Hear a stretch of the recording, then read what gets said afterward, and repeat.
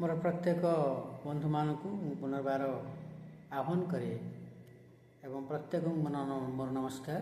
आसतु आम मैंने प्रभुंकर वाक्य आम मैंने देखा आम मैंने देखा माथ्यू तार 6 अध्याय 30 पद आम देखा से कौन लिखा है।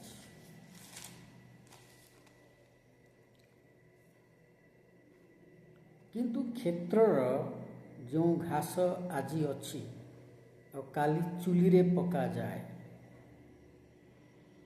ताकू जब ईश्वर ए प्रकार बेश दियंती तेरे हे अल्प विश्वासी माने से तुम्ह मानकु कि अधिक निश्चिंत रूपे वस्त्र न देवे। इठी प्रभु जीशु निजे से शिक्षा दौरान लोक मानकु प्रभु जीशु निजे से लोक मानकु शिक्षा दौरान कहीं लोक मानकर कम ज्ञान लोक मानकर कम ज्ञान थिबारु जीशु शिक्षा दौरान कौ विषय ज्ञान परमेश्वर लोक मानकु सृष्टि कले सृष्टिकर्ता से जीशु को नाम रे आसिले तेरे परमेश्वर जो लोक मानकु सृष्टि कर प्रभु परमेश्वर से ज्ञान बुद्धि देइछन्ति। जदि जड़े से मन इच्छा चलला तार ज्ञान बुद्धि हेनी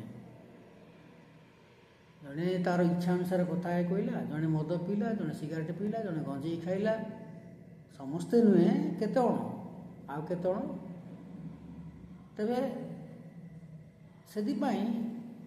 से मानू प्रभु ज्ञान बुद्धि देले एवं स्वर्गीय ज्ञान बुद्धि मध्य लोक मानू दौरान एवं समस्ते से स्वर्गीय ज्ञान बुद्धि जो जन निज इच्छा चलला से स्वर्गीय ज्ञानटा स्वर्गीय आत्माटा ताठू चलीगला परमेश्वर आत्मा तो परमेश्वर आत्मा ताठे ना तेज सी परमेश्वर वाक्य बुझीपार ना से परमेश्वर लोक मान रक्षा करने निमंते से निजे जीशु को नाम रे आसिले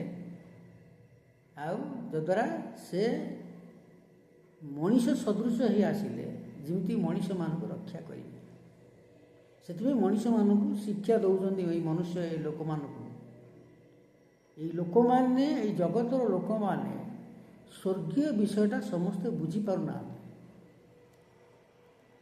स्वर्गीय विषयटा समस्ते बुझीपार नथिबारु जीशुख्रीष्ट भिन्न भिन्न उदाहरण देकी सेमानकु शिक्षा दौले क्लास रे आमे देखुछु स्कूल रे जो माने बुझी पारना सारे माने से माने स्कूल कॉलेज रे से माने ब्लैक बोर्ड रे विभिन्न प्रकार चित्र आंकी से बुझाती विभिन्न प्रकार उदाहरण देकी बुझाती कहीं ना स्टूडेंट माने बुझी पारती नहीं सब विषय सब स्टूडेंट माने बुझी न पारिबारु शिक्षक माने सार माने मास्टर माने से भिन्न भिन्न उदाहरण देकी बुझाती तेबे जीशुख्रीष्ट विभिन्न प्रकार उदाहरण देकी बुझाउछंती एठी यदि आम देखा 6 अध्याय 25 रु देखा से लोक मैंने बुझिकी विश्वास न कर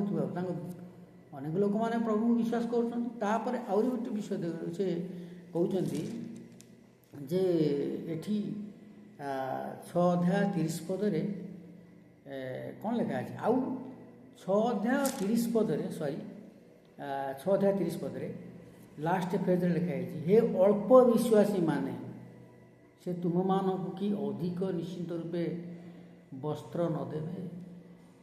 एठी प्रभु जीशुख्रीष्ट 25 पदरु से कहते ए सब्जेक्ट चिंतित हुआ नहीं ता माने आमे जानी पाछु चिंतित न हुओ चिंता करो नहीं ता पूर्व पद गुड़ी करू 25 पद आसवा लिखा है जीशुख्रीष्ट शिक्षा दौले एथि निमते मु तुम्भ मानकु कहूअछि कौन खाइब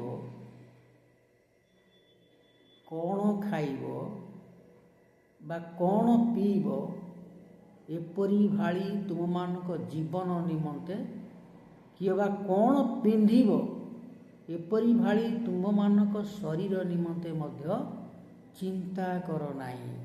ଯୀଶୁଖ୍ରୀଷ୍ଟ ଶିକ୍ଷା ଦେଉଛନ୍ତି ଲୋକମାନଙ୍କୁ। ସେଥିପାଇଁକା ଏଇ ବସ୍ତ୍ର ବିଷୟରେ କ'ଣ ପିନ୍ଧିବ, ଏଇ ଯେଉଁ 31 ପଦରେ କ'ଣ ପିନ୍ଧିବ, ଯଦି କ୍ଷେତ୍ରର ଯେଉଁ ଘାସ ଆଜି ଅଛି ସେ ଘାସଟା ଶୁଖିଗଲେ କାଲି ତା ଚୁଲିରେ ଜଳାଯାଏ ବା ଖରା ହେଲେ ଅଧିକ ଶୁଖିଯାଏ। ତେବେ ଏଠି ଲେଖା ଅଛି, ତାଙ୍କୁ ଯେବେ ଈଶ୍ୱର ଏ ପ୍ରକାର ବେଶ ଦିଅନ୍ତି ତେବେ ଆମମାନଙ୍କୁ କହିଛନ୍ତି, ହେ ଅଳ୍ପ ବିଶ୍ୱାସୀ ମାନେ, ସେ ତୁମମାନଙ୍କୁ କି ଅଧିକ ନିଶ୍ଚିନ୍ତ ରୂପେ ବସ୍ତ୍ର ନ ଦେବେ। ଯୀଶୁଖ୍ରୀଷ୍ଟ ଲୋକମାନଙ୍କୁ ଶିକ୍ଷା ଦେଉଛନ୍ତି, ଦେଖ ଯଦି କ୍ଷେତ୍ରର ଘାସ ଆଜି ଅଛି ଆଉ କାଲି ଚୁଲିରେ ପକାଯାଏ, ତାକୁ ଯେବେ ଈଶ୍ୱର ଏ ପ୍ରକାର ବେଶ ଦିଅନ୍ତି, ଆମକୁ କହିଛନ୍ତି, ହେ ଅଳ୍ପ ବିଶ୍ୱାସୀ ମାନେ, ସେ କି ତୁମମାନଙ୍କୁ ଅଧିକ ନିଶ୍ଚିନ୍ତ ରୂପେ ବସ୍ତ୍ର ନ ଦେବେ। ତେବେ କାହିଁକି ଚିନ୍ତା କରୁଛ? ସେଥିପାଇଁ 25 ପଦରେ ସେ କହିଦେଉଛନ୍ତି, ଶିକ୍ଷା ଦେଉଛନ୍ତି, ଏଥି ନିମନ୍ତେ ମୁଁ ତୁମମାନଙ୍କୁ କହୁଅଛି, କ'ଣ ଖାଇବ ବା କ'ଣ ପିଇବ ଏପରି ଭାଳି ତୁମମାନଙ୍କ ଜୀବନ ନିମନ୍ତେ, କିମ୍ବା କ'ଣ ପିନ୍ଧିବ ଏପରି ଭାଳି ତୁମମାନଙ୍କ ଶରୀର ନିମନ୍ତେ ମଧ୍ୟ ଚିନ୍ତା କର ନାହିଁ। ଭାଳି ହୁଅ ନାହିଁ, କ'ଣ ଖାଇବ, କ'ଣ ପିଇବ, କ'ଣ ପିନ୍ଧିବ, କେଉଁଠି ରହିବ, କେମିତି କ'ଣ କରିବ, ବଞ୍ଚିବ, ଏ ବିଷୟରେ ଭାଳି ହେଇ ଚିନ୍ତା କର ନାହିଁ। ଭକ୍ଷ୍ୟ ଅପେକ୍ଷା ଜୀବନ ଓ ବସ୍ତ୍ର ଅପେକ୍ଷା ଶରୀର କି ଶ୍ରେଷ୍ଠ ନୁହେଁ? ଖାଦ୍ୟ ଅପେକ୍ଷା ଜୀବନ କି ଶ୍ରେଷ୍ଠ ନୁହେଁ? କି ବସ୍ତ୍ର ଅପେକ୍ଷା ଶରୀର କି ଶ୍ରେଷ୍ଠ ନୁହେଁ? ଆମମାନଙ୍କର ଶରୀର ହେଉଛି ଶ୍ରେଷ୍ଠ, ଆପଣଙ୍କର ଶରୀର ହେଉଛି ଶ୍ରେଷ୍ଠ। ତେବେ ଆପଣମାନେ କିଭଳି ଭାବରେ ଜୀବନଯାପନ କରୁଛନ୍ତି ନିଜ ଶରୀର ମଧ୍ୟରେ? ବିଶ୍ୱସ୍ତ ଭାବରେ ପରମେଶ୍ୱରଙ୍କର ଇଚ୍ଛାରେ ଚାଲୁଛନ୍ତି ନା ମଣିଷମାନଙ୍କ ଇଚ୍ଛାରେ ଚାଲୁଛନ୍ତି? ଯଦି ଆମେ ଆମମାନଙ୍କର ଜୀବନକୁ ଠିକ୍ ରାସ୍ତାରେ ନେବା, ପ୍ରଭୁଙ୍କ ରାସ୍ତାରେ ନେବା, ତେବେ ଯାଇ ଆମମାନଙ୍କୁ ପ୍ରଭୁ ଏସବୁ ବିଷୟ ଯୋଗାଇବେ। ଖାଦ୍ୟ, ବସ୍ତ୍ର, ବାସଗୃହ ଏସବୁ ଦେବେ, ଆଶ୍ଚର୍ଯ୍ୟ ଭାବରେ ଦେବେ। କ'ଣ ଆମେ ମନୁଷ୍ୟ ଭାବରେ ପରମେଶ୍ୱର ରାସ୍ତାରେ ଯାଇ କ'ଣ ଶୋଇ ଶୋଇ ଜୀବନଯାପନ କରିବା? ଆମର କାର୍ଯ୍ୟକୁ ଆମେ ଠିକ୍ ଭାବରେ କରିବା ଆବଶ୍ୟକ। ଜଣେ ଦୋକାନ କରିଛି, ସେ ଦୋକାନରେ ଠିକ୍ ବିଶ୍ୱସ୍ତ ଭାବରେ ସେ ବିକିବା ଦରକାର, ସେ ରହିବା ଦରକାର ଫେଥଫୁଲ୍ ଭାବରେ। ଜଣେ ଚାକିରି କରୁଛି କମ୍ପାନୀରେ, ସେ ଠିକ୍ ବିଶ୍ୱସ୍ତ ଭାବରେ ଠିକ୍ ଟାଇମ୍ ଟେବୁଲ୍ରେ ଯାଇ ଠିକ୍ ଭାବରେ କାମ କରିବା ଦରକାର। ଜଣେ ଟିଚର ଠିକ୍ ଟାଇମ୍ରେ ଯାଇକି ଠିକ୍ ଟାଇମ୍ରେ ଆସିବା ଏବଂ ସେ ଠିକ୍ ସମୟରେ ତାର ସମୟ ମଧ୍ୟରେ ଠିକ୍ ସମୟରେ କାମ କରିବା ଦରକାର, ପଢ଼େଇବା ଦରକାର ବିଶ୍ୱସ୍ତ ଭାବରେ। ଜଣେ ଗଭର୍ଣ୍ଣମେଣ୍ଟରେ କାମ କରୁଛି, ଗଭର୍ଣ୍ଣମେଣ୍ଟରେ ଜବ୍ ପାଇଛି, ଚାକିରି କରିଛି, ସରକାରୀ ଚାକିରି, ସେ ଠିକ୍ ଭାବରେ କାମ କରିବା ଦରକାର। ସରକାରର ଯେଉଁ ଦାୟିତ୍ୱ ଦେଇଛନ୍ତି ଠିକ୍ ଭାବରେ ଦାୟିତ୍ୱଟା ତୁଲେଇବା ଦରକାର। ପ୍ରାଇଭେଟ୍ରେ ଜଣେ କାମ କରୁଛି, ପ୍ରାଇଭେଟ୍ର କାମ ଠିକ୍ ଭାବରେ ସେ ତାକୁ ଯେଉଁ ଦାୟିତ୍ୱ ଦିଆହେଇଛି ଠିକ୍ ଭାବରେ ସେ ଦାୟିତ୍ୱକୁ କରିବା ଦରକାର, ଠିକ୍ ଭାବରେ ସେ କାମ କରିବା ଦରକାର। ଯିଏ ଯେଉଁ କାମ ଦାୟିତ୍ୱ ପାଇଛନ୍ତି ସେମାନେ ବିଶ୍ୱସ୍ତ ଭାବରେ କାର୍ଯ୍ୟ କରିବା ଦରକାର। ତେବେ ଅଧିକ ଚିନ୍ତା କରିବା ଆବଶ୍ୟକ ନାହିଁ। ତାର କାମ କଲେ ନିଶ୍ଚୟ ତାକୁ ପରମେଶ୍ୱର ତାର କାର୍ଯ୍ୟ ଉପରେ ଆଶୀର୍ବାଦ କରିବେ ଏବଂ ଭଲ ତାକୁ ଦରମା ଦେବେ। ତାର ସିଏ ଖାଇବାକୁ ପାଇଲା, ଘର ପାଇଲା, ଲୁଗାପଟା ପାଇଲା, ସବୁକିଛି ତା ପାଇଁ ଫାସିଲିଟି। ତେଣୁ ମନୁଷ୍ୟ ବିଶ୍ୱସ୍ତ ଭାବରେ ଜୀବନଯାପନ କରିବାର ଆବଶ୍ୟକତା ରହିଛି, ତା ସହିତରେ ପରମେଶ୍ୱରଙ୍କ ରାସ୍ତାରେ ଯିବାର ଆବଶ୍ୟକତା ରହିଛି। ସେଥିପାଇଁ ପ୍ରଭୁ ଯୀଶୁ ନିଜେ ଶିକ୍ଷା ଦେଉଛନ୍ତି ମାଥ୍ୟୁ 6:26 ଆକାଶର ପକ୍ଷୀଙ୍କି ଦେଖ। ଉଦାହରଣ ଦେଉଛନ୍ତି ଏଠି, ଆକାଶର ଚଢ଼େଇମାନଙ୍କର ଉଦାହରଣ। କାହିଁକି? ଲୋକମାନେ ବୁଝି ନ ପାରିବାରୁ। ସବୁ ଲୋକମାନେ କେତେ ଲୋକ ବୁଝିପାରୁଛନ୍ତି, ଆଉ କେତେ ଲୋକ କାନରେ ଏପରି ଏବାଟେ ନେଇକି ସେପଟେ ବାହାର କରିଦେଉଛନ୍ତି, ଖାତିରି କରୁନାହାନ୍ତି ଯୀଶୁଙ୍କ ବାକ୍ୟକୁ, ଏଡ଼େଇ ଦେଉଛନ୍ତି। ଅନେକ ଲୋକମାନେ ଅଛନ୍ତି ଛି ଛି ଘୃଣା କରୁଛନ୍ତି, ଥଟ୍ଟା କରୁଛନ୍ତି, ପରିହାସ କରୁଛନ୍ତି, ତାମସା କରିଦେଉଛନ୍ତି, ଖେଳି ଦେଉଛନ୍ତି, ହସି ଦେଉଛନ୍ତି, ଆହୁରି ଦୁନିଆ ଅଭଦ୍ର ଭାଷା କହିଦେଉଛନ୍ତି। କିନ୍ତୁ ସେଥିପାଇଁ ଏଠି ଲୋକମାନଙ୍କର ଉପକାର ନିମନ୍ତେ, ଲୋକମାନଙ୍କର ଲାଭ ନିମନ୍ତେ ଏଠି ଯୀଶୁ ଶିକ୍ଷା ଦେଉଛନ୍ତି। ଆକାଶର ପକ୍ଷୀଙ୍କି ଦେଖ, ସେମାନେ ବୁଣନ୍ତି ନାହିଁ କି କାଟନ୍ତି ନାହିଁ, ଖାଲି ସେତିକି ନୁହେଁ, କିମ୍ବା ଅମାରରେ ସଞ୍ଚୟ କରନ୍ତି ନାହିଁ। ଆକାଶର ପକ୍ଷୀମାନେ ବୁଣନ୍ତି ନା କାଟନ୍ତି ନା ଅମାରରେ ସଞ୍ଚୟ କରନ୍ତି? ଆଉ ତୁମ୍ଭମାନଙ୍କର ସ୍ୱର୍ଗସ୍ଥ ପିତା ସେମାନଙ୍କୁ ଆହାର ଦିଅନ୍ତି। ଚଢ଼େଇମାନଙ୍କୁ ପରମେଶ୍ୱର ଖାଦ୍ୟ ସେମାନଙ୍କୁ ଦିଅନ୍ତି। ତୁମେମାନେ କ'ଣ ସେମାନଙ୍କ ଠାରୁ ଶ୍ରେଷ୍ଠ ନୁହେଁ? ଆପଣମାନେ କ'ଣ ଚଢ଼େଇମାନଙ୍କ ଠାରୁ, ପକ୍ଷୀମାନଙ୍କ ଠାରୁ ବଡ଼ ନୁହନ୍ତି, ଶ୍ରେଷ୍ଠ ନୁହନ୍ତି? ମଣିଷ ହେଉଛି ଶ୍ରେଷ୍ଠ ଜାତି। ଯେକୌଣସି ମଣିଷ ଜଗତରେ ଭିକାରୀ ଠାରୁ ଆରମ୍ଭ କରି ଧନୀ ଲୋକ ପର୍ଯ୍ୟନ୍ତ ପ୍ରତ୍ୟେକ ମଣିଷ ହେଉଛି ଭଲ ଏବଂ ପ୍ରତ୍ୟେକ ମଣିଷ ହେଉଛି ଶ୍ରେଷ୍ଠ ଜାତି। ମଣିଷ ହେଉଛି ଶ୍ରେଷ୍ଠ। ସେ ତା ନିଜ ଇଚ୍ଛା ଅନୁସାରେ ଚାଲିଯିବାରୁ ସେ ତଳେ ପଡ଼ିଯାଉଛି, ଖରାପ ହେଇଯାଉଛି। ମଣିଷ ଯଦିଓ ଶ୍ରେଷ୍ଠ ପ୍ରଭୁଙ୍କ ଦୃଷ୍ଟିରେ, ପରମେଶ୍ୱରଙ୍କ ଦୃଷ୍ଟିରେ, ପରମେଶ୍ୱରଙ୍କର ନିକଟରେ ସେ ସନ୍ତୋଷଜନକ ହେବା ଆବଶ୍ୟକତା ରହିଛି। ପରମେଶ୍ୱରଙ୍କ ଉପସ୍ଥିତିରେ ସେ ମନୁଷ୍ୟ ସନ୍ତୋଷଜନକ, ପରମେଶ୍ୱରଙ୍କ ନିକଟରେ ସନ୍ତୋଷଜନକ ହେବାର ଆବଶ୍ୟକତା ରହିଛି। ଯେମିତି ପରମେଶ୍ୱର ତା ପ୍ରତି ସନ୍ତୁଷ୍ଟ ହେବେ।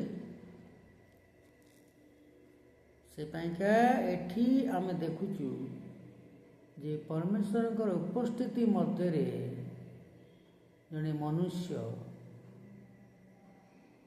ଉପଯୁକ୍ତ ଭାବରେ ସିଏ ବ୍ୟବହାର କରି ରହିଲେ ତା ପ୍ରତି ସବୁ କିଛି ଦିଆଯିବ, ଆମେମାନେ ଏଠି ଜାଣିପାରୁ। ସେଥିପାଇଁ ପ୍ରଭୁ କହିଲେ ତୁମେ ଚିନ୍ତିତ ହୁଅ ନାହିଁ। ଏଠି ଲେଖା ହେଇଛି ଯେ 27 ପଦରେ, ପୁଣି ତୁମମାନଙ୍କ ମଧ୍ୟରେ କିଏ ଚିନ୍ତା କରି କରି ଆପଣା ଆୟୁ ଦଣ୍ଡେ ବୃଦ୍ଧି କରିପାରେ? କିଏ ଆପଣମାନେ ଚିନ୍ତିତ ହେଇ ହେଇ ହେଇ ଚିନ୍ତା କରି କରି ଆପଣମାନଙ୍କର ଆୟୁଷ ବଢ଼େଇ ପାରିବେ? ଆପଣଙ୍କର ବର୍ଷକୁ ଲମ୍ବା କରିପାରିବେ? ଅଧିକାର ନାହିଁ। ଜଣେ 150 ବର୍ଷ ବଞ୍ଚିବାର ଯଦି ଅଛି, ସେ 200 ବର୍ଷ କରିପାରିବ? 200 ବର୍ଷ ବଞ୍ଚିବା ପାଇଁ ସେ ନିଜେ କରିପାରିବ ନାହିଁ। ସେଥିପାଇଁ ଏଠି ଆମେ ଦେଖୁଛୁ ମନୁଷ୍ୟ ହେଉଛି ଶ୍ରେଷ୍ଠ।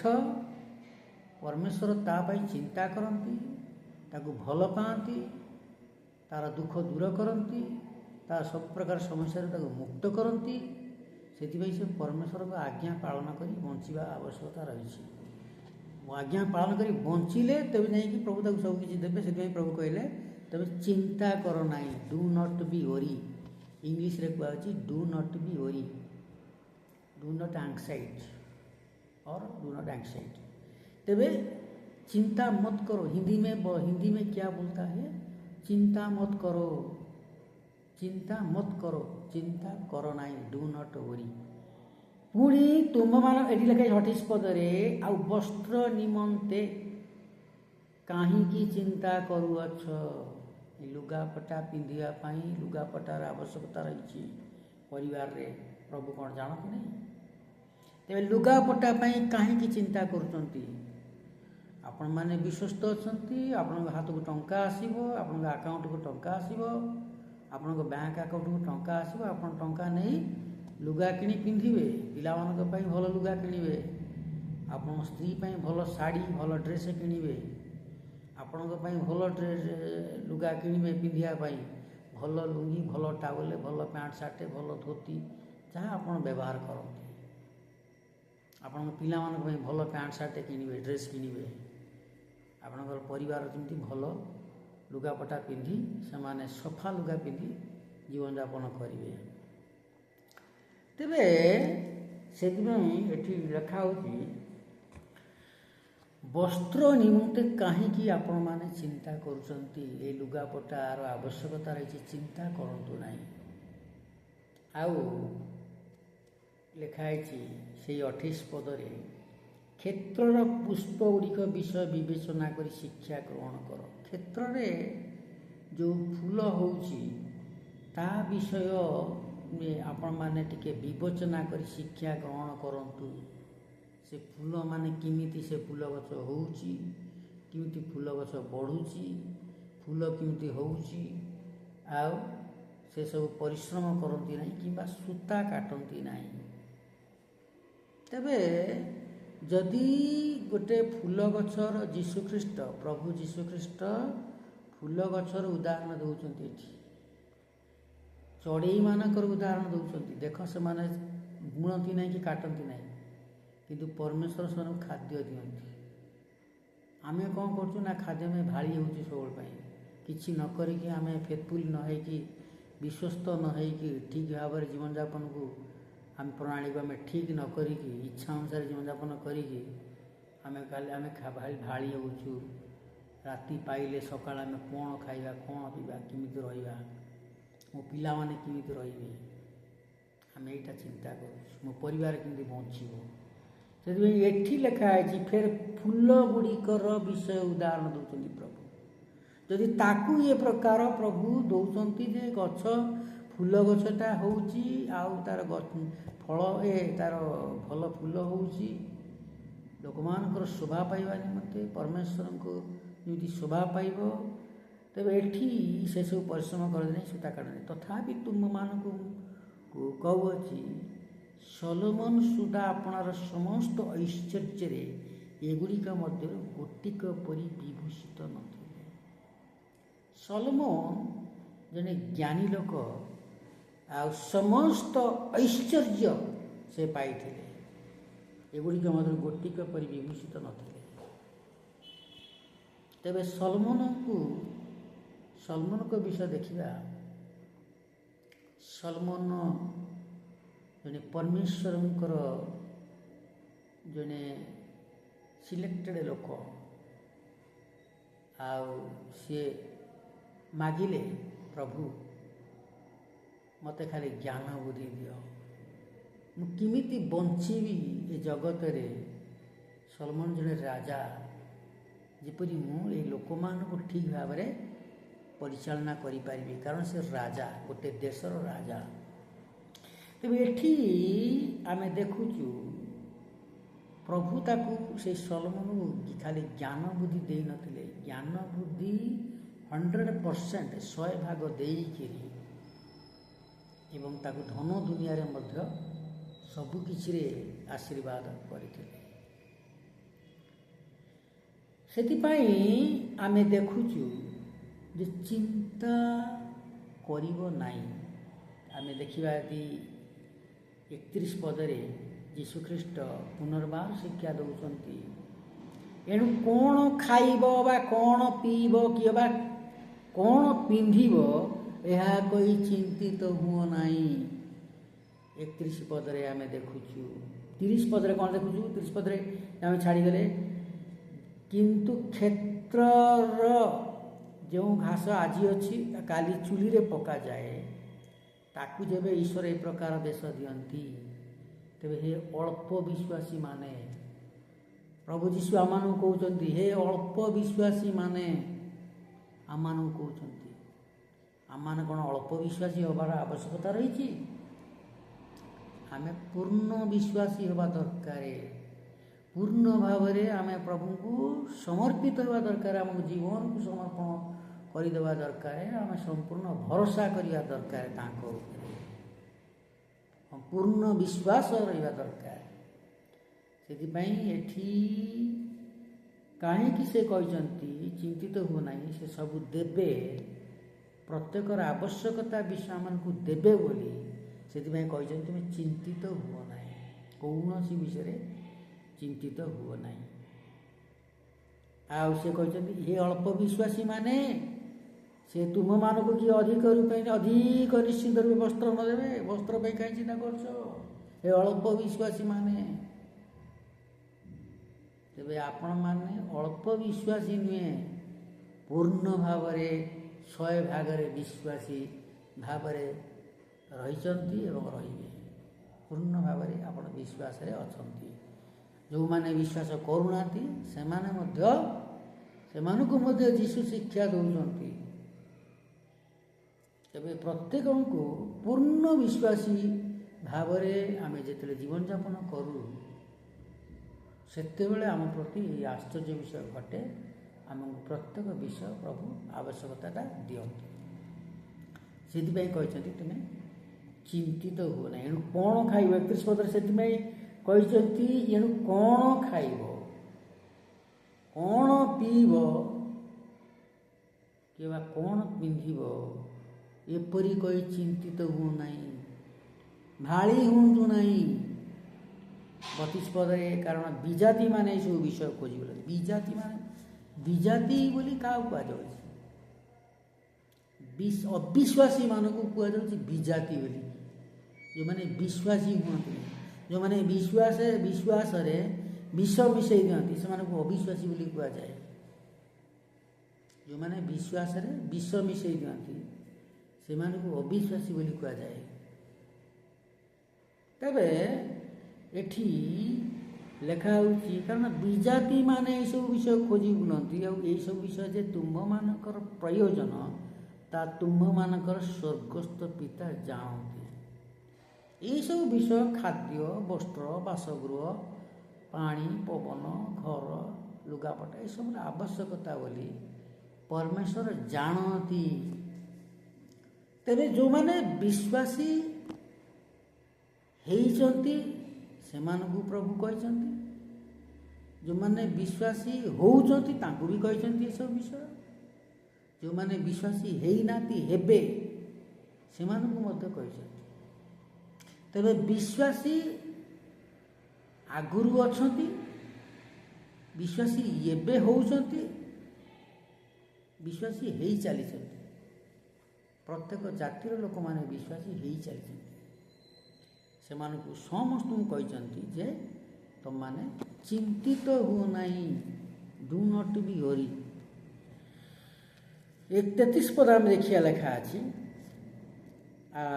କିନ୍ତୁ ତୁମେମାନେ ପ୍ରଥମରେ ତାହାଙ୍କ ରାଜ୍ୟ ଓ ଧାର୍ମିକତା ଅନ୍ୱେଷଣ କର, ଆଉ ଏ ସମସ୍ତ ବିଷୟ ମଧ୍ୟ ତୁମମାନଙ୍କୁ ଦିଆଯାଏ। ଏଠି ଆମେ ଦେଖୁଛୁ ଯେ ପ୍ରଭୁ କହୁଛନ୍ତି କିନ୍ତୁ, ବଟ୍, ସବୁ କହିସାରିଲା ପରେ ଲାଷ୍ଟକୁ କହିଛନ୍ତି କିନ୍ତୁ ତୁମ୍ଭେମାନେ ପ୍ରଥମରେ ତାହାଙ୍କ ରାଜ୍ୟ ଓ ଧାର୍ମିକତା ଅନ୍ୱେଷଣ କର। ଦୁଇଟା ବିଷୟ ଆମକୁ ଅନ୍ୱେଷଣ କରିବା ପାଇଁ ପଡ଼ିବ। କେଉଁଟା ନା ତାହାଙ୍କ ରାଜ୍ୟ। ତାହାଙ୍କ ରାଜ୍ୟ ମାନେ କ'ଣ? ପରମେଶ୍ୱରଙ୍କର ରାଜ୍ୟ ଆସିବା ନିମନ୍ତେ ପ୍ରାର୍ଥନା ରହିବା ଦରକାର। ପରମେଶ୍ୱରଙ୍କର ରାଜ୍ୟ ଏକ ଶାନ୍ତିର ରାଜ୍ୟ। ପରମେଶ୍ୱରଙ୍କର ରାଜ୍ୟ ଏକ ପ୍ରେମମୟ ରାଜ୍ୟ। ପରମେଶ୍ୱରଙ୍କର ରାଜ୍ୟ ହେଉଛି ଆନନ୍ଦର ରାଜ୍ୟ। ପରମେଶ୍ୱରଙ୍କର ରାଜ୍ୟ ମହା ଖୁସିର ରାଜ୍ୟ।